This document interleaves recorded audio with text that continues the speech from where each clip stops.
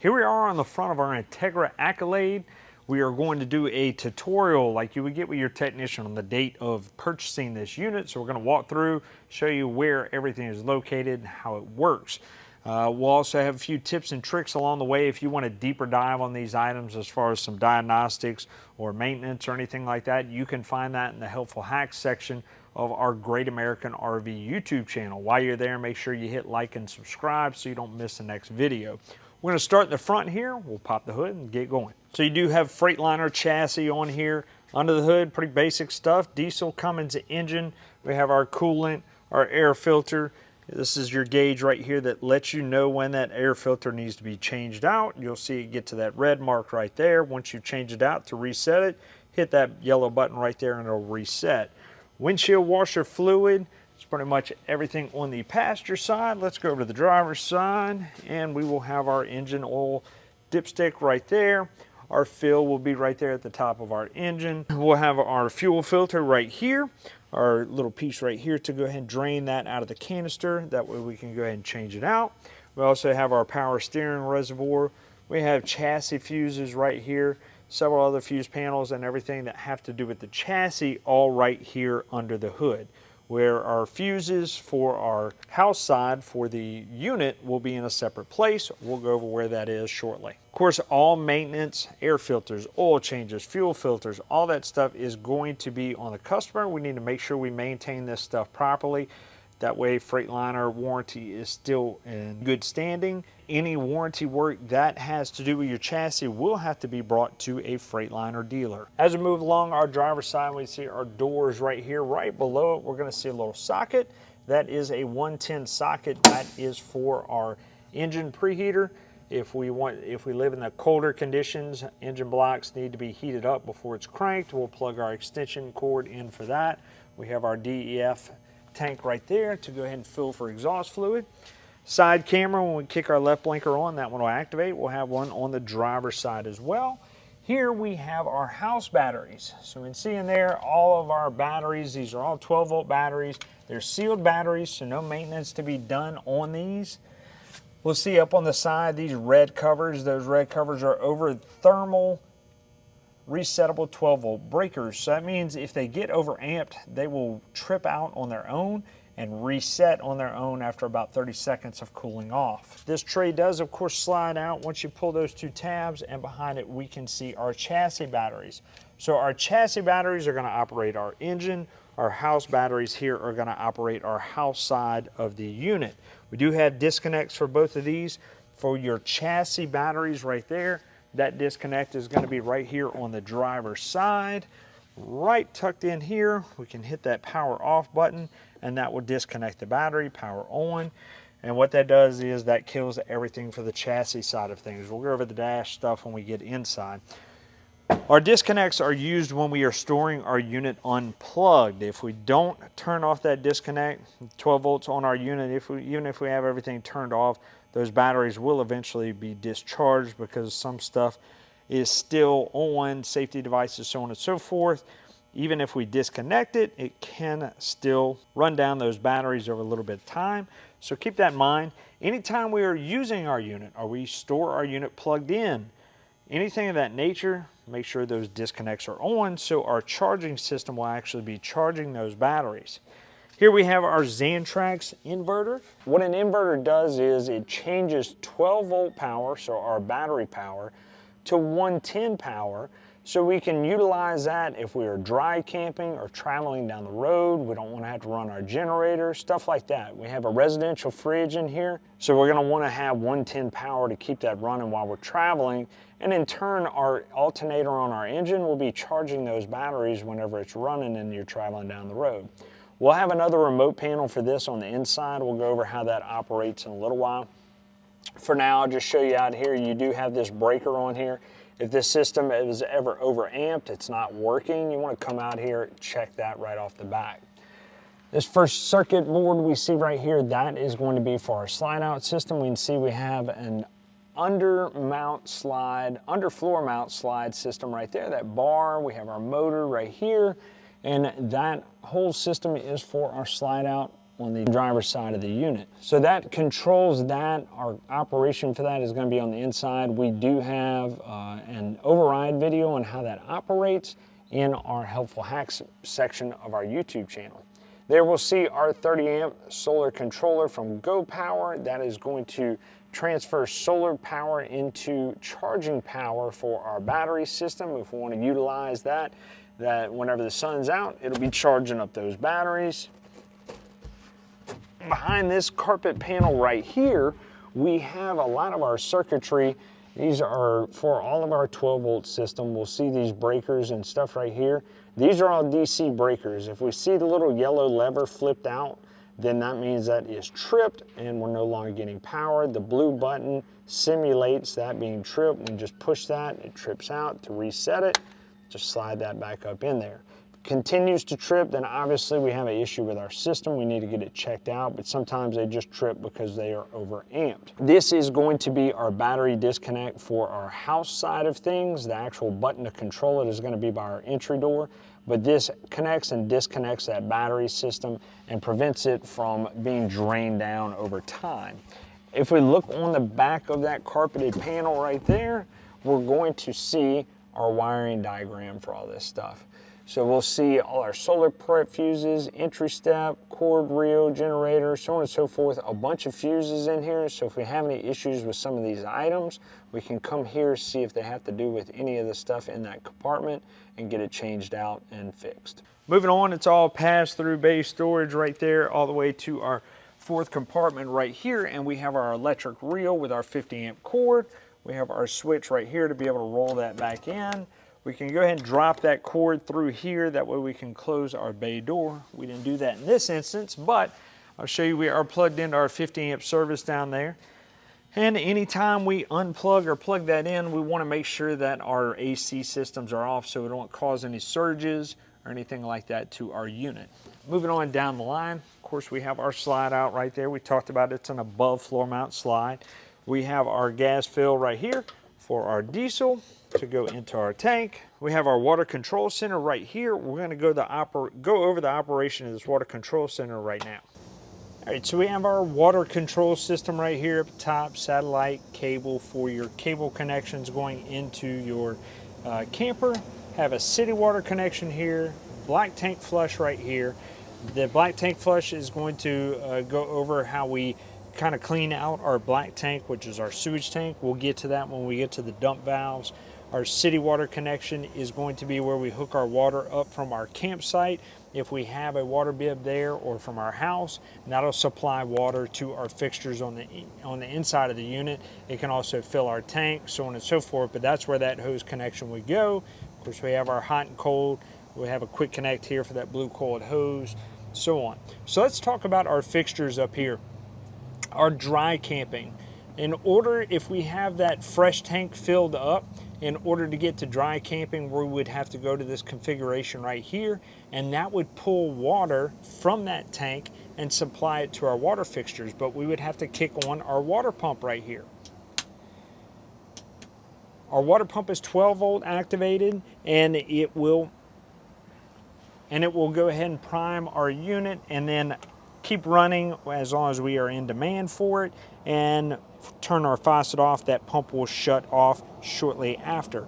So just keep that in mind. You're going to hear it vibrating, perfectly normal. It's supplying water to us. But if we're certain that all of our fixtures are off and you hear that system vibrating and pumping, we need to go check our system, because one of two things: we're out of fresh water in our tank, or we have a leak in our system and water is going somewhere. So at which point we want to go ahead and shut this off and check those two things. From there, we'll jump over to our power fill tank, which is how we would fill that freshwater tank.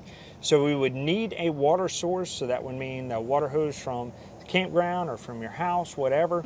We would go to power tank fill, that option right there, and then turn that water on, and that will begin to fill that tank. So we can monitor that from the inside with that monitor in there, or to make sure we don't overfill it. If we do overfill it, it's okay. We do have an overfill hose on that tank that spits the water out on the ground. So if you see water everywhere, we'll come over here, shut it off, because that tank is full. Also have our city water connection. So this is if we have water at the campground or we're using it at our house, whatever, we would turn to this configuration, turn the city water on, supplies water straight to our fixtures. So if we're using that, we want to turn our water pump on off. We don't want to have that on while we have city water hooked up because there's just no need for it. It supplies pressure to have it. There's just no need to have it on, so just shut it off. We have winterize and sanitize. We'll kind of talk about those in sequence. These are our two different valve setups. So winterization is when we are prepping our unit for wintertime. Extreme cold temperatures, we're pumping RV antifreeze into our unit. Sanitize is if we are sanitizing our fixtures on our unit with a mixture of bleach and water. Both of them have a similar process, just different valve configurations, because this one is going into our tank, this one is going into our fixtures, okay? So with the exception of where they're going, the process is the same as far as how we use it. We would hook a water hose up to this. We would cut the other end off and run it into a tank of RV antifreeze, kick our water pump on, and that would supply it to our fixtures if we're under winterization.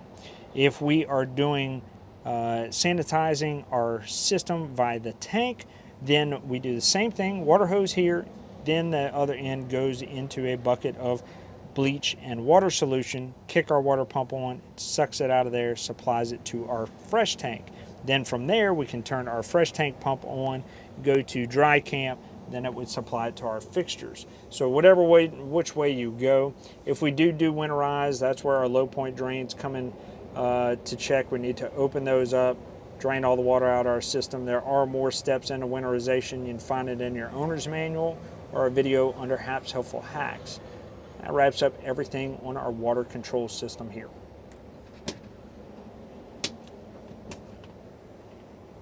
Oh, and a little red switch right here is for our light up top. All right, so we got that out of the way. We have our macerator. So what that macerator does is basically it chews up the sewage. Okay, we're going to talk a little more about that when we get to our dump station, but no, that's where that switch is. Right below it, we have our black tank selection. So we have one black tank flush right there, but we have two black tanks on here. So we can choose black tank 1 or black tank 2 by swapping this over. We'll go over black tank flush once again with the macerator when we get to our dumps. We'll talk about the rest of this stuff first. We have our water filter right here. That can be removed and changed out. You will see some valves up here on the top. You want to go ahead and depressurize your water system, turn those valves off, then you can open that up. Otherwise, it's going to be a little hard with water pressure on there. Change that filter out, open them back up, and let the water flow. Back here, you'll also see your low point drains to go ahead and drain out the water out of your system. So now we're going to talk about our dumping system. So we're going to jump around to a few different compartments here with this one because we do have multiple tanks in here, right? So we have two gray tanks and two black tanks. So we'll start off with defining what they are. Our gray tanks are our shower and sink water. Our black tanks is our sewage from our toilets. We have two toilets on this system. Our gray tanks, we can leave those open all the time if we are hooked up to a port somewhere and we just want to let that water flow out. We can go ahead and do that. That way we don't have to keep coming out here and draining that system out. Now our black tanks, however, those are our sewage system. So we're going to have solids in there, toilet paper, sewage, so on and so forth. We always want water in those tanks. So even after we dump them, we want to put several gallons of water in there after we flush that system. We keep these valves closed so that water stays in that tank and that stuff doesn't solidify. We want to add our chemicals in there to treat that tank and help decay anything that might be in there. That way it flushes out next time we drain it. So keep that in mind. Gray tanks, you can keep it open all the time. Black tanks, we want to always keep several gallons of water in that system. Now another thing that I'll talk about in here before we go over the valves is this is our macerator system right here. So we have this big tank right here. That's going to lead to this hose right here. And then this would take the place of our large hose here if we want to use that macerator system. A macerator is basically a motor and it's going to chew up all of our sewage and help spit it out into that sewage system. So that's just another option that we can use.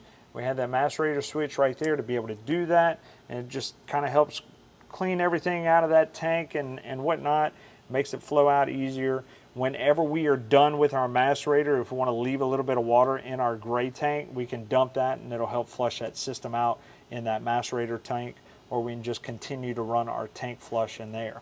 So that tank flush, like I said, has two options. You have your black tank 1 and black tank 2. Depending on which tank you are flushing at the moment, it will be one connection here and swap between those two tanks. So while you are dumping your tanks, you want that black tank flush on. That way it's helping push any debris that's in that tank down to these valves, so it will either go to your macerator or through your outlet right here. So gray tank dumps out of this, macerator dumps out of this. If you want to use your macerator, you're going to hook this up, kick the macerator on, and then open this valve as well as the other ones we're going to go over in a minute, and just let it flow through. If you want to dump it the old style way, you're going to have to open this valve first. That doesn't open up any of your tanks, just your main flow for all the rest of them. I know it sounds kind of confusing. That's why we're going over it, all right? So let me show you real quick where all the valves are. We have this one right here. This is for one of the gray tanks. It's going to be in that compartment there. Now we're on the passenger side. This is the third compartment behind our entry door right there. We're going to see our black tank right here. Okay, so that's black tank 1. And then the other one was gray tank 1, and this is our second to last compartment on the passenger side. Up under here, we're going to see another gate valve right here. This is our gray. We can notice our handles are different colors. This is our gray 2, and this is going to be our black 2. Okay, so this is for our rear toilet for that black tank, and our rear galley or gray tank area there. So that's where all our valves are. Let's go back to the main area. All right, so we're back over here. Let's say we are dumping on the macerator. We hook it up. We can turn our macerator on, start opening your valves. You can start with your gray here. You can go open your gray on the other side, let water flush out. Then you can open up one of your black tanks, have your black tank 1 open, have your black tank flush hooked up, black tank 1 right here on your tank selector.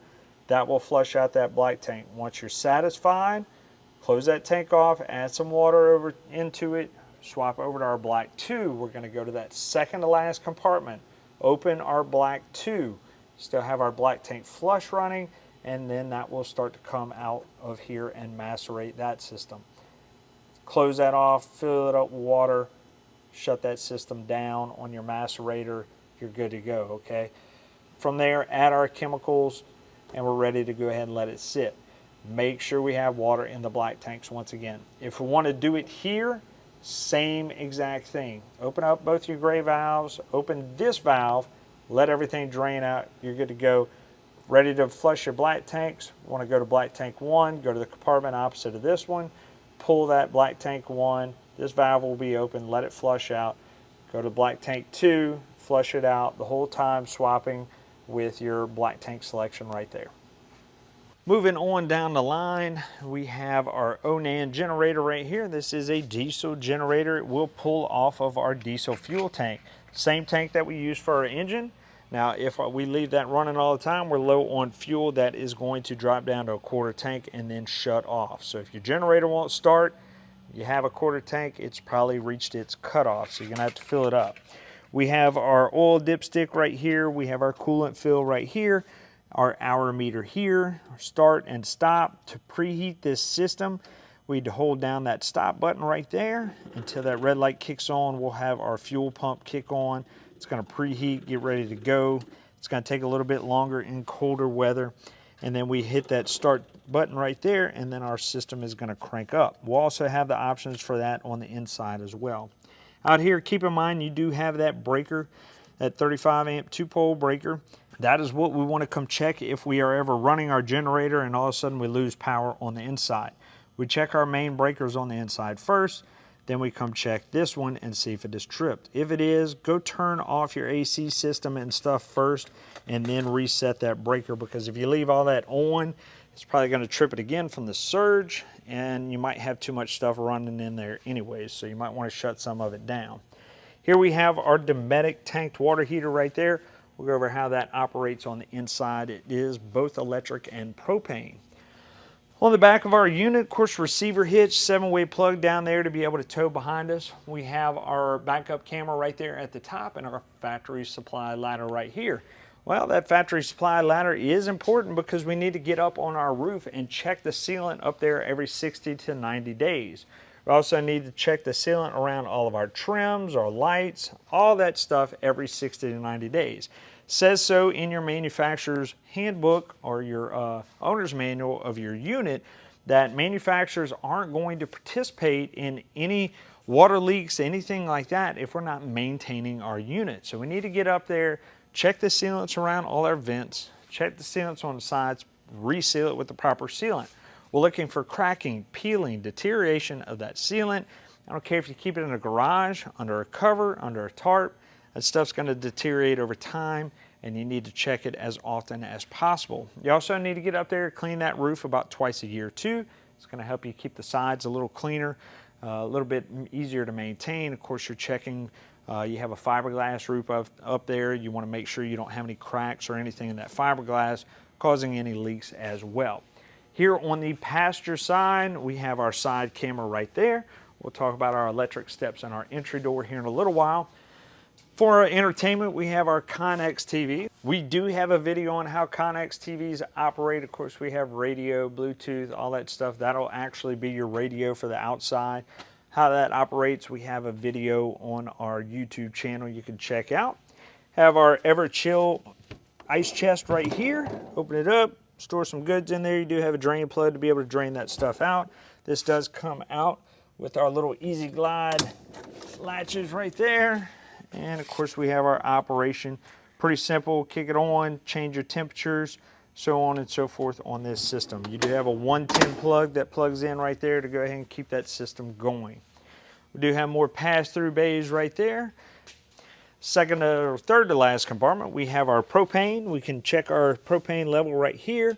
We can turn it off and on right here. Our regulator is behind this cover here. These two fixtures right here are going to be used when filling that tank.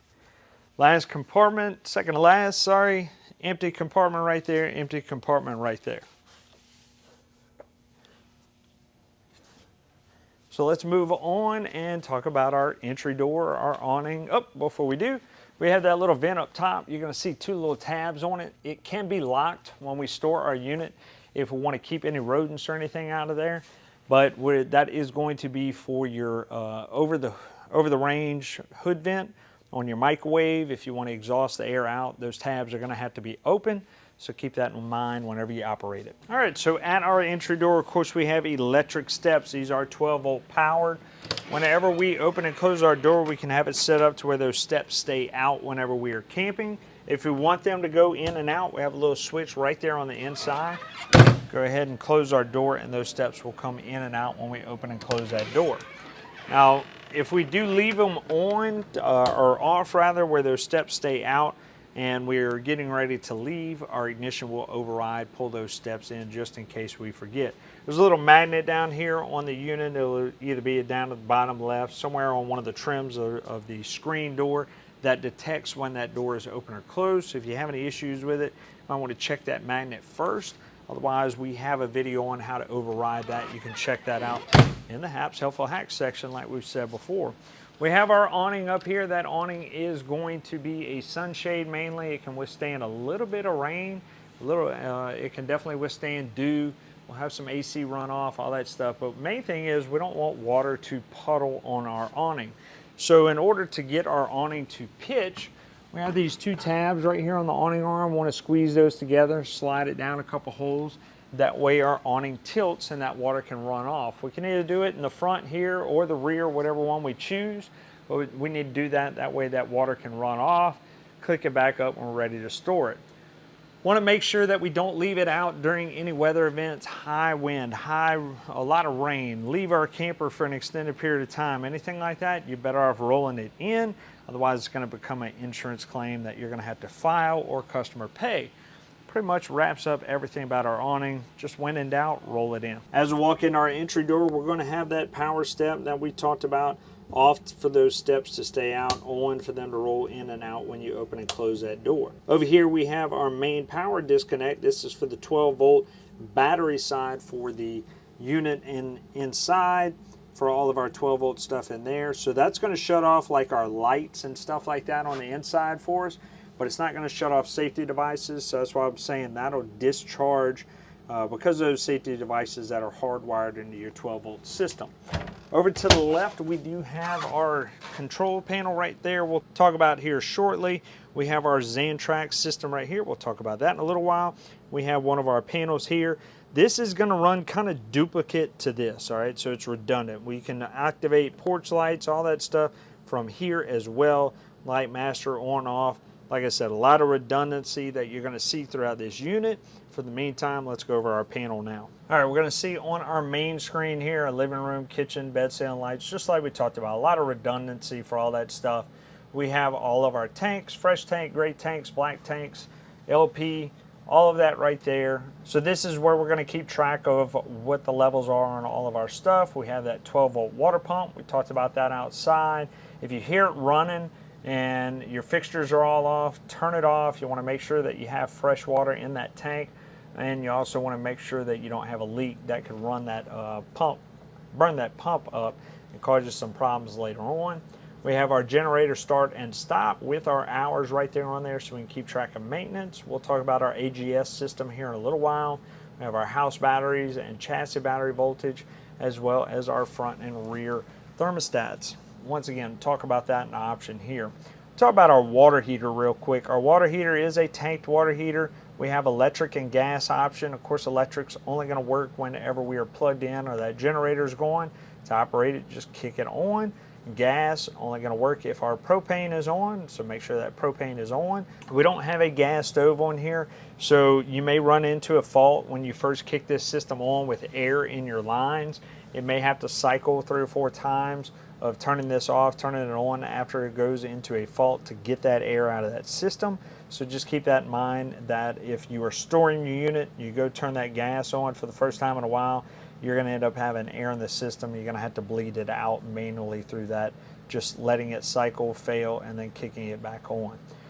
Anytime we want to use either one of these, make sure we have water in that tank. If we don't, we can burn up that element on there. So make sure we have water in there by just simply supplying water to your unit, turning the hot water faucet on, either bathroom or kitchen, and letting the air flow through there. If there is any, if you got water out of it right away, you can kick this on. You should be full and ready to go. Have our generator start stop, same thing as what we have in the front and the outside to be able to start and stop that system. We're also going to have our hour meter that's going to tell you what the current hours on that system are. Our AGS, our automatic generator start. Now we're going to go into that. We're going to have some more settings on here that we can talk about. So this is enabling our system. We hit enable. Of course, we heed our warning on there as far as if we are in any unventilated areas. If that generator kicks on, it is going to cause have some exhaust with carbon dioxide. We hold down that enable button for 6 seconds, come over here, and we can go ahead and change all of our settings on here.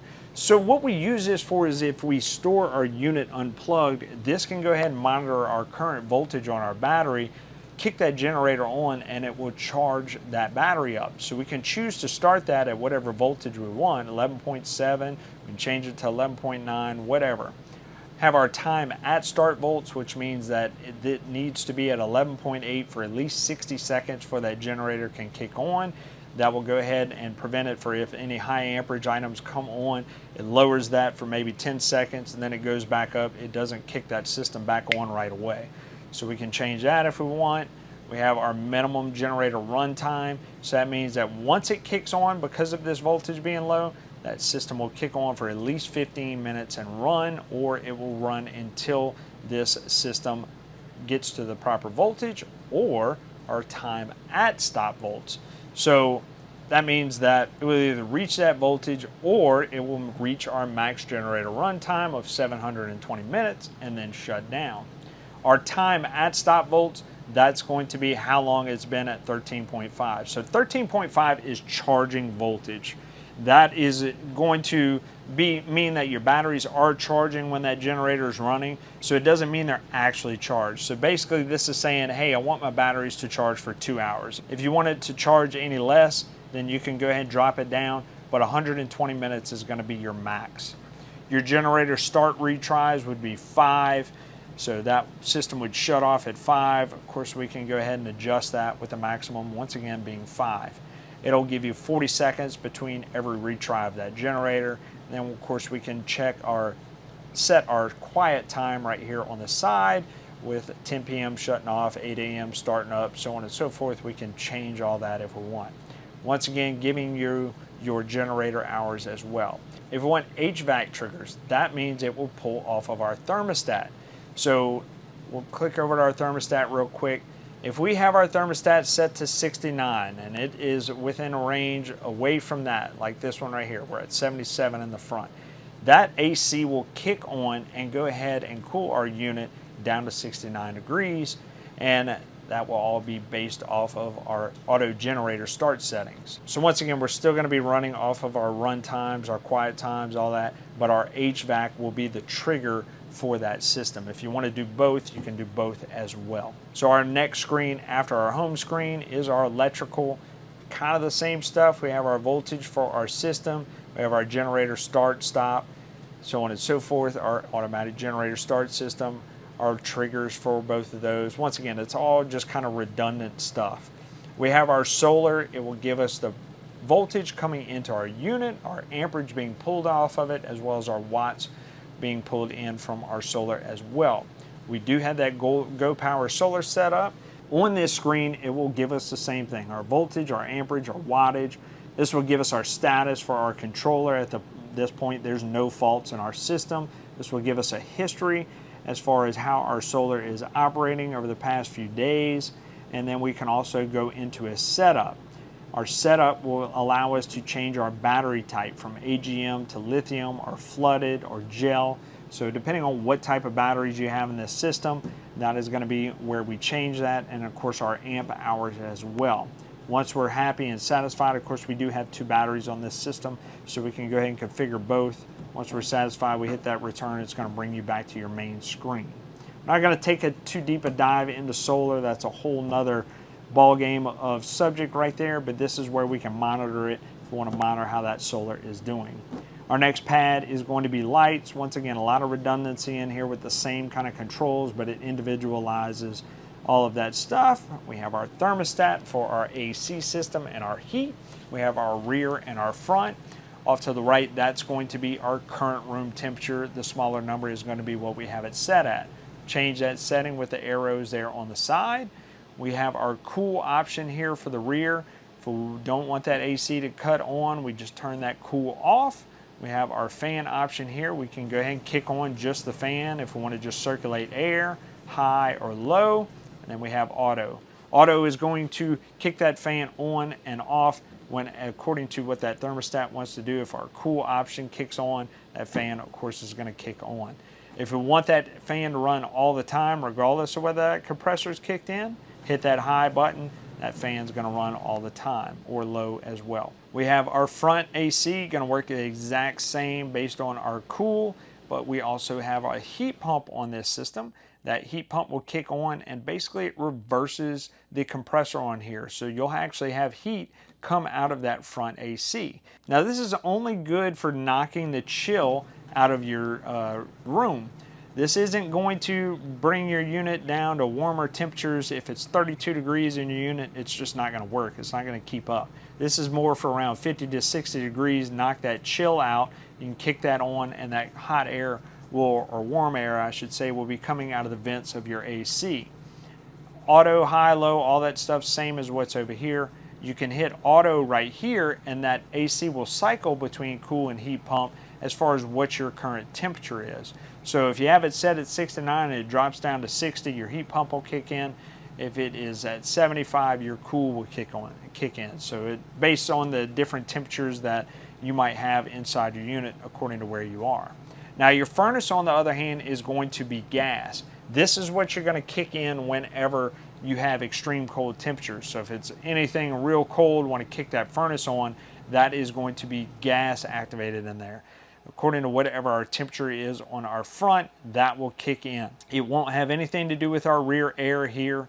It that rear air is going to be on its own. Your front air is going to be your control for your furnace. So furnace is only going to work off at the front, but it will heat your entire unit. Vents, we have our bathroom vent. We can kick it on right there as well. All right, on our slide out screen, we can see extend and retract for our patio, our rear bedroom slide, and our dinette slide. Our dinette slide we talked about, that is a below floor mount slide.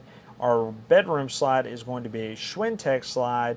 Very popular slide out, very popular on our YouTube channel for the override on it as well. So just keep that one in mind. A few tips and tricks on that one you'll find in that video. You might want to go check it out. Our last screen is going to be our settings screen.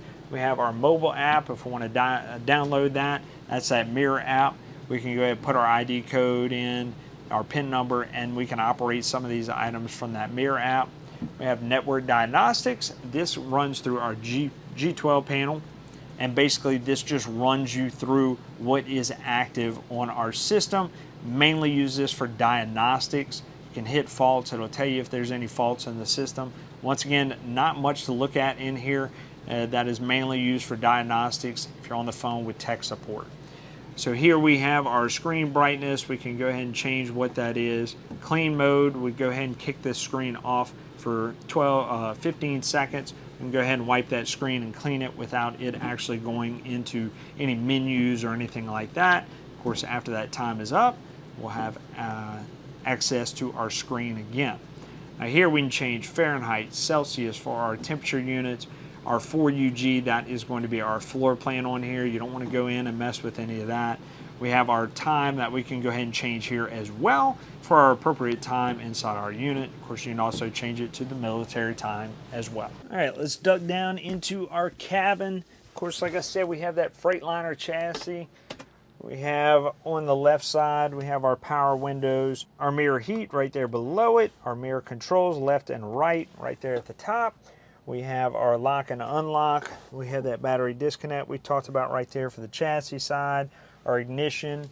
This is how we tilt our steering wheel right here. Blinkers, brights, all that stuff. Windshield wipers right there on that control. And our seat adjustment is going to be on the front here. Kind of hard to see. Let's see if we can fix that. Hang on. All right, we got lights. Here we have our adjustments to go up and down with the front and the rear of that seat. This one will be to run that seat back and forth. Over here we're going to have our park. This is an air brake system. Of course it's a diesel, so we got air brakes on here. It does not have air bags, just air brakes. Over to the right, hazard lights, dome lights, front wheel lights, our automatic traction control spin. We can turn that off and on, and our engine PTO right there. Moving over to our controls on our steering wheel. This will control all of our options on the menu up there. Of course, we do have Bluetooth through our radio up there. We'll talk about in a minute.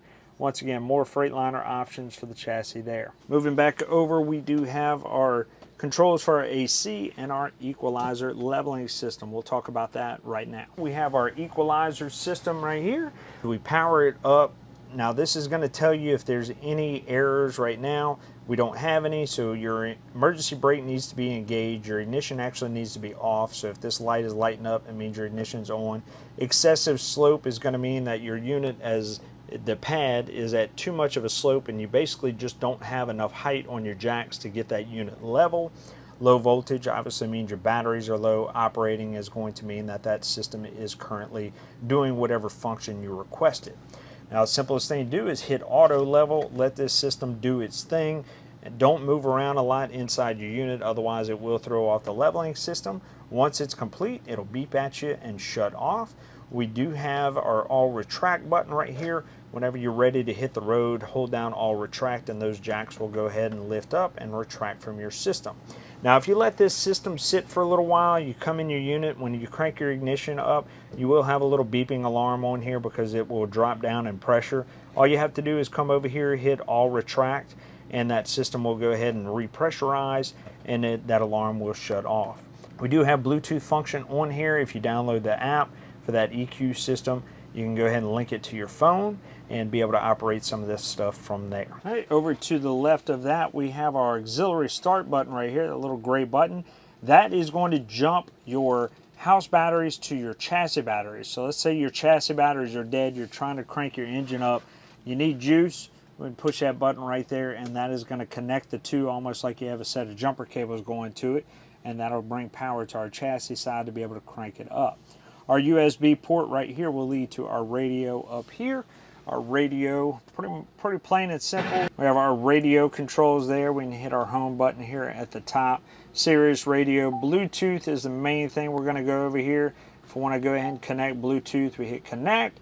We search for it on our device. We're going to be searching for whatever the device name is there. Do our thing between the two of them and connect it, and then we'll have Bluetooth connected on our phone to here. Now on here also we're going to have our cameras, our rear camera. We also have our side cameras, so on and so forth. This isn't going to be on unless, of course, our ignition is on. But if our ignition is on, we have our rear camera, camera 1, camera 2, that we can go ahead and view while we're driving down the road, or when we activate our blinkers or our reverse, that rear camera will come on, or one of our side cameras there. Last thing in here, of course, we have our air horn right here. We pull that cable, that'll blow the big horn. Another thing to note is that our unit on the house side is integrated with our chassis. So if there's a door ajar, including our driver, passenger, or our rear entry door over here into the house side of things, when we go to put this unit in drive by releasing our brakes right here, and the horn just starts going off like a car alarm, you need to check your doors and make sure they are all shut and closed tightly and properly. Otherwise that system will go off. Not too much to go over above our cab. We do have our net right here. We can go ahead and store stuff up there. Undo it with our buckle up top. We do have our extra piece right here. We can go ahead and slide in here for our bunk area. There is a ladder in the back that you can attach to here to be able to crawl up, and we can go ahead and shift it out of the way for more headroom to get in and out of our cab. Over to the left, we do have this little up and down switch. That is going to operate our shade right there. Little switch next to it clicks the lights up and down. Of course, we have our privacy shade right there as well. Moving into our kitchen, our microwave has that high-low fan right here for over our cooktop. Remember the vent on the outside, we talked about those two tabs. We have an induction cooktop right here that's only going to work with those special pots and pans that came with your unit. So no gas grill in here, just that induction cooktop. 110 fridge right here. We talked a little bit about that with our inverter system, how we keep that running. While we're traveling down the road, we can turn that inverter on, and that'll power up our refrigerator while we're traveling down the road, rather than having to run that generator while we're hitting the road as well. We can just kick that inverter on, save some fuel, and this will power up. Your alternator on your engine will be charging your house batteries while you're traveling down the road too. Another couple of things about our refrigerator, we do have a travel latch right here. We want to make sure that it is engaged when we're traveling so our stuff doesn't come flying out. Your residential fridge, regular old deal, right? We got our fridge and our freezer. The important thing we need to remember is when we shut this down, we're storing our unit, we shut this system off. We want to make sure we defrost that freezer, get the ice out of there, all that stuff, wipe everything down on both the fridge and freezer, maybe keep them cracked or open, let them air out as well. Main thing is we don't want to leave any water inside of here because we want to reduce the opportunity for mold and mildew, and we want to reduce the opportunity for water to leak out of this freezer and damage our wood framing around that refrigerator, because manufacturers aren't going to participate in that kind of repair. So make sure that we're doing that properly whenever we go to store our unit. We do have more sleeping options for our dinette. We could take these cushions, move them out of the way, take our dinette table, lift it up, and then pull it to us. We can see we have a little bracket right there with these teeth on the back that hook into that. We would drop it down and it would set down on that wood base right there below our cushions. Take our cushions, put it back on top, and then we can have bed space. When we want to go ahead and put it back, we need to lift it up, kind of keep it at that angle, put it against the wall, drop back into those teeth, and you're ready to go. Not much to talk about on our sofa. It does recline, electric recliners, USB ports on both sides. We have our TV with our JBL radio system right here. That is Bluetooth. We can go ahead and connect to that. We are going to have our antenna booster that we want to talk about for our TV system. That is going to be right here. So the button off to the left turns that little light off and on the left. That is our antenna booster. So we use that when we want to scan for antenna channels. So we don't have cable at the campground. We want to make sure that light is on when we scan for antenna channels. But if we do have cable at the campground, we want to make sure that light is off. That way it doesn't scramble the channels coming from the cable signal. Off to the right of that one, we have another little button that turns that right light off and on. That is going to be for our Wi-Fi system. If we want to upgrade and put a gateway system in our unit, that would be that WineGuard gateway that provides us with Wi-Fi with us wherever we go. We contact the cellular company, get it set up. It's basically a cell signal that gives you Wi-Fi wherever you travel around, or wherever it's available, I should say.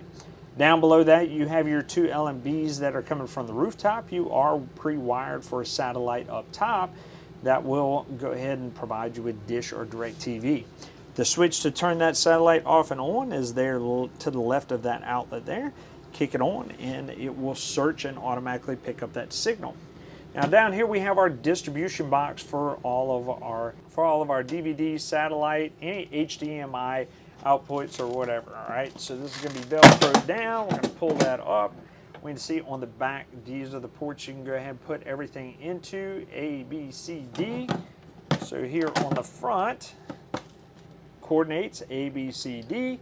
So whatever you end up putting into, that goes in and outputs to all of your TVs via our Ethernet cords right there on the back. Those are plugged into our TVs. So if we want to cycle through that, we just hit the button to the right and it's going to cycle through whatever our main TV, our bedroom TV, exterior TV, and our auxiliary TV, whatever we want them to output out to. Down below that, we have our fireplace. This is going to be a 110 fireplace, so electric heat, not gas. Pretty simple to operate, power on, and we'll see that F1 down there at the bottom. That means that is our flame one. That is just our lights down there at the bottom.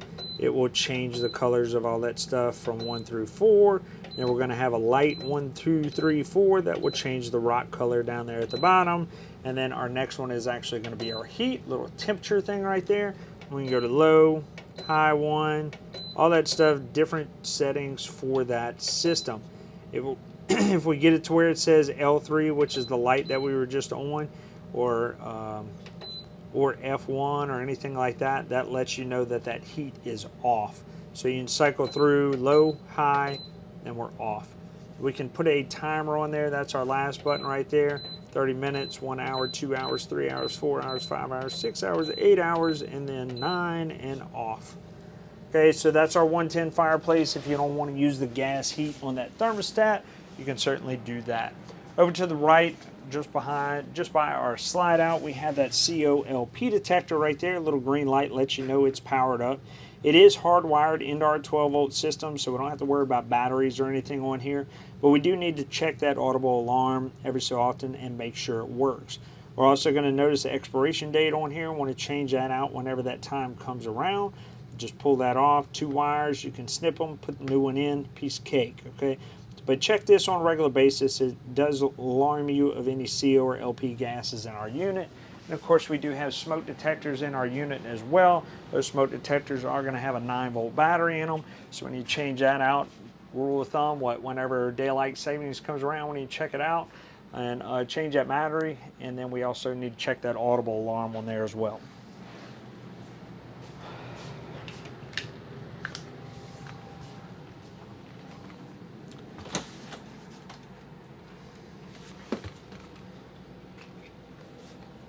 All right, just to the right of our TV, we have our half bath, have our fan function, light function. That fan is for above our toilet. We can kick that on, exhaust any smells. And of course, we have our toilet right here, operated by our flush pedal right there on the right.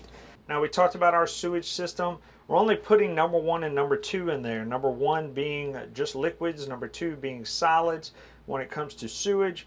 And for liquids, you can just hit that pedal, flush it down the drain. For solids, we want to barely push that pedal down to where that valve's still closed.